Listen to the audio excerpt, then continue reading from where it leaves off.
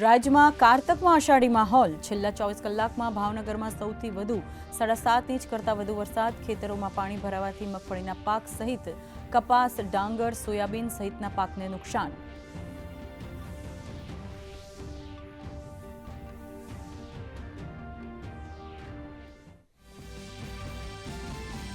અમરેલી અને ગીર સોમનાથમાં orange alert પ્રમાણે ભારે વરસાદ. રાજુલામાં 2 કલાકમાં 6 ઇંચ વરસાદ.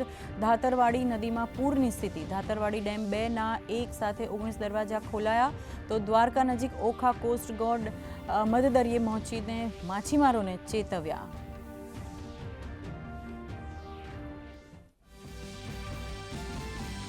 દક્ષિણ પૂર્વ બંગાળની ખાડીમાં સર્જાયેલું હવાનું દબાણ ચક્રવાતી તોફાન મોથામાં પલટાયું. આગામી 12 કલાકમાં વધુ મજબૂત થશે ચક્રવાત.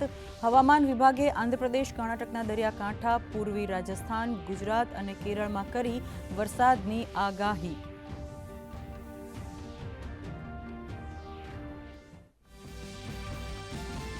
કેન્દ્રીય ગૃહ અને સહકારિતા મંત્રી અમિત શાહ મુંબઈમાં પ્રધાનમંત્રી મત્સ્ય સંપદા યોજનાના લાભાર્થીઓને કરશે લાભોનું વિતરણ. સાથે ઇન્ડિયા મેરીટાઈમ વીક 2025નું પણ કરશે ઉદ્ઘાટન. સહકારિતા આધારિત બ્લુ ઇકોનોમીની દિશામાં મહત્વનું પગલું.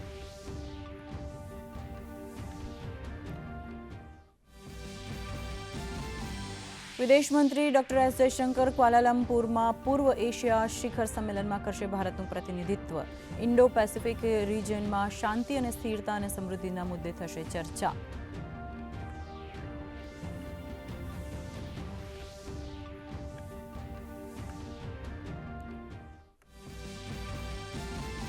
ભારત અને ચીન વચ્ચે 5 વર્ષ બાદ સીધી ઉડાનની થઈ શરૂઆત. કોલકાતાથી બેઇજિંગ માટે 176 મુસાફરો સાથે રવાના થઈ ફ્લાઇટ.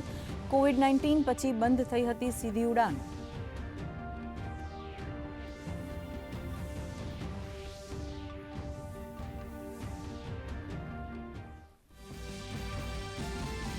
એસઆઈઆરના મુદ્દે ચૂંટણી પંચ કરશે મહત્વની પ્રેસ કોન્ફરન્સ. સૂત્રો અનુસાર આગામી 1 નવેમ્બરથી ઘણા રાજ્યોમાં થઈ શકે છે મતદાતા સૂચિના નિરીક્ષણની પ્રક્રિયા. મુખ્ય ચૂંટણી અધિકારી જ્ઞાનેશ કુમાર આપશે મહત્વની વિગતો.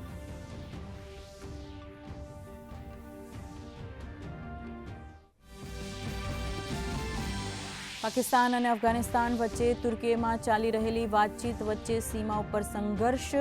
ભીષણ ગોળીબાર કરતા અફઘાનિસ્તાને પાકિસ્તાની સેનાના 5 જવાનોને કર્યા ઠાર.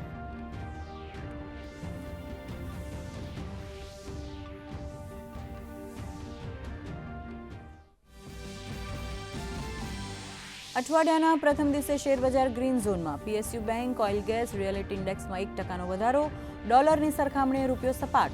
સોના અને ચાંદીના ભાવ 1000 રૂપિયા જેટલા ઘટ્યા.